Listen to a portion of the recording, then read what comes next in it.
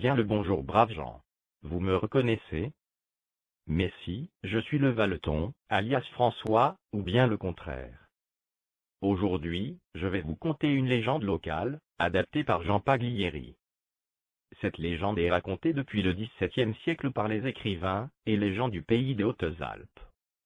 À cette époque, Geoffroy Carle, alors président du Parlement de Grenoble, très investi dans la vie du village des Vigneaux, habitait avec sa jeune et jolie épouse au hameau de la Bâtie. Sûr de la vertu de sa femme et de la sienne, ne dit-on pas que l'amour est aveugle, il décida un jour de faire réaliser à ses frais, sur l'église Saint-Laurent aux Vigneaux, une fresque qu'il voulait magnifique. Le thème qu'il choisit fut les vices, et de leur châtiment. Prémonitoire, non? Mais voyons la suite.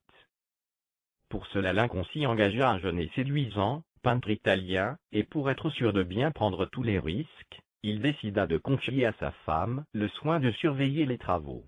Dame Carle, Louise pour les intimes, s'acquitta de cette tâche avec beaucoup de plaisir, car la jeune femme n'était pas insensible au charme du bel artiste italien, et pour ne rien vous dissimuler c'est elle qui, usant de ses charmes très persuasifs, disait-on dans la région, séduisit le jeune peintre.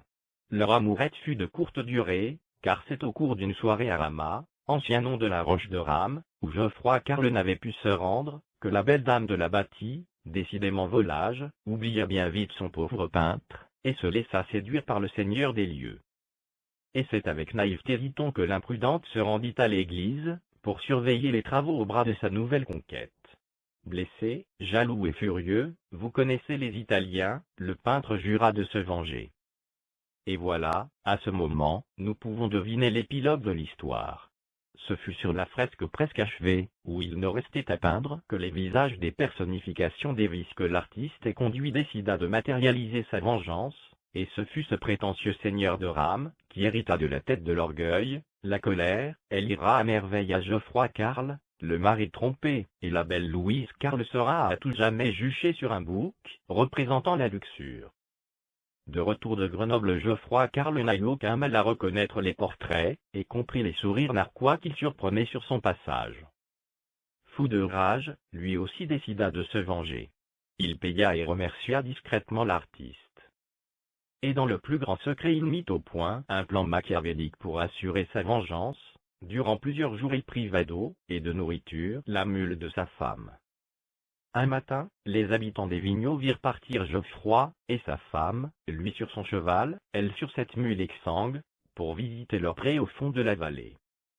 Arrivée sur les lieux, attirée par l'eau du torrent de Saint-Pierre, la mule assoiffée se précipita avec fougue dans les eaux tumultueuses, entraînant définitivement la trop séduisante Madame Carle, loin du regard des curieux. À son retour au village, rien de plus simple, quelques larmes pour la forme, une belle messe à l'église des Vigneaux, et un beau geste à l'annonce de son désir de baptiser sa prairie d'altitude, le pré de Madame Carle, en l'honneur de cette épouse si tendre et si dévouée, disparue trop tôt dans des conditions si dramatiques. Ainsi naquit la triste légende du pré de Madame Carle.